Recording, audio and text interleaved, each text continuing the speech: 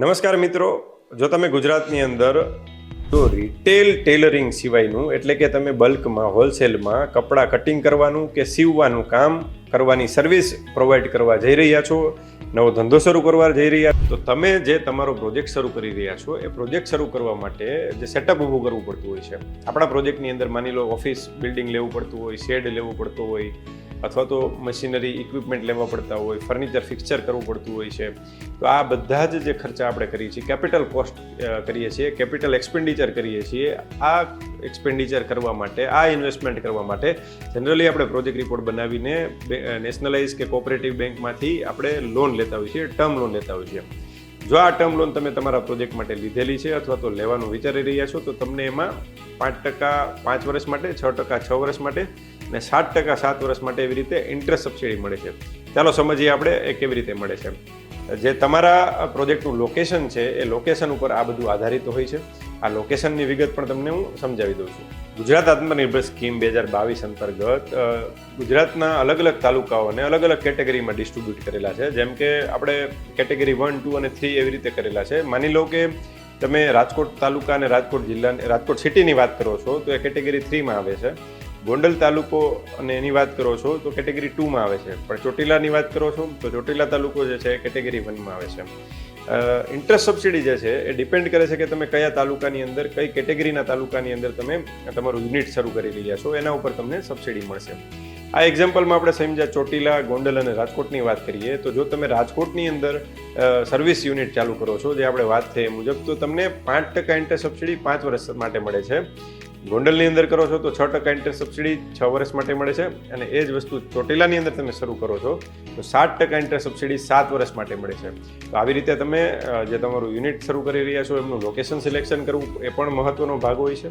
અને આની અંદર તમને આ પ્રકારની સબસિડી મળતી હોય છે. ખાસ કરીને જ્યારે તમે આ યુનિટ બનાવવાનું વિચારો છો ત્યારે તમે કયા કોન્સ્ટિટ્યુશનમાં બનાવો છો, ઇન્ડિવિજ્યુઅલ કેપેસિટીમાં, પ્રોપ્રાઇટરશીપમાં કરો છો, પાર્ટનરશીપમાં કરો છો, LLPમાં કરો છો, પ્રાઇવેટ લિમિટેડ કંપની બનાવો છો, એમાં પણ ઘણો બધો ફેર પડતો હોય છે. જેમ કે તમે જો ઇન્ડિવિજ્યુઅલ છો અને વુમન એન્ટરપ્રિન્યોર છો તો તમને 1% એડિશનલ ઇન્ટરેસ્ટ સબસિડી મળતી હોય છે.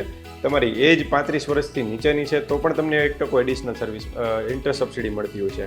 જેમ કે તમને 5% મળવાપાત્ર છે રાજકોટની અંદર, તો એ 5% વાળા વુમનના કેસમાં 6% થઈ જાય અને એ વુમન 35 વર્ષથી નીચે હોય તો 7% થઈ જાય.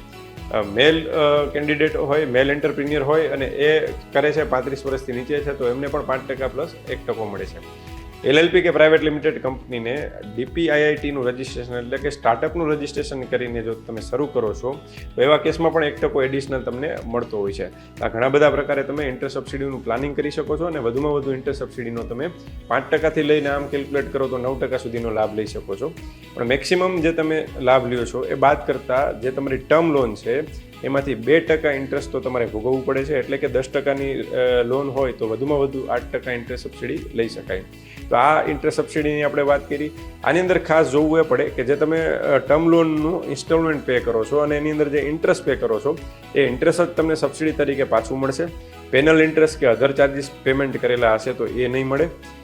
તમે જો ડિફોલ્ટ કર્યો છે કે ભાઈ કોઈ કારણોસર હપ્તા નથી ભરી શક્યા, ડિફોલ્ટ થયેલો છે તો ડિફોલ્ટ પીરિયડનું ઇન્ટરેસ્ટ છે એ પણ સબસિડી રૂપે તમને પાછું મળશે નહીં. અને આવા સર્વિસ યુનિટને ખાસ કરીને 10થી વધારે લોકોને એમ્પ્લોયમેન્ટ આપવું ફરજિયાત છે આ યુનિટ કરો છો ત્યારે.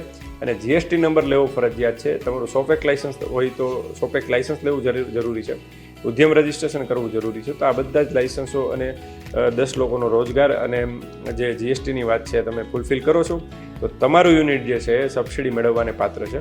જો તમે તમારા સર્વિસ યુનિટની અંદર સબસિડી લેવા માંગો છો તો તમારે નેશનલાઇઝ બેંક, કોઓપરેટિવ બેંક કે પ્રાઇવેટ બેંકમાંથી જ લોન લેવી પડશે. NBFCમાંથી લીધેલી લોન છે એ સબસિડી મળવાને પાત્ર નથી થતી. તો ખાસ કરીને બેંક સિલેક્શન વખતે પણ તમારે ધ્યાન રાખવું પડશે. અને ખાસ જે એમ્પ્લોયમેન્ટ તમે 10 લોકોનું આપો છો એમાંથી 85% લોકો જે છે એ લોકલ ગુજરાતના હોવા જોઈએ અને બાકીના લોકો છે બહારના હશે તો ચાલશે.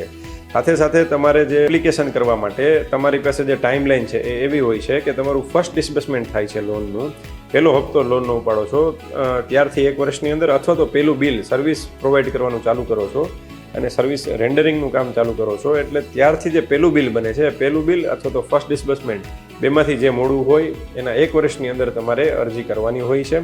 અને આ અરજી કર્યા પછીની જે કંઈ પ્રોસેસ છે ગવર્મેન્ટની અંદર એપ્લિકેશન સેન્કશન થવાની, ડિસ્બર્સમેન્ટ થવાની એ પ્રક્રિયા ચાલતી હોય છે. તો ખાસ કરીને આ બધા આ સર્વિસ પ્રોવાઈડરો જે છે એ આ ઇન્ટરસબસિડીનો લાભ લે ગુજરાતની અંદર, એવી હું સૌને વિનંતી કરું છું.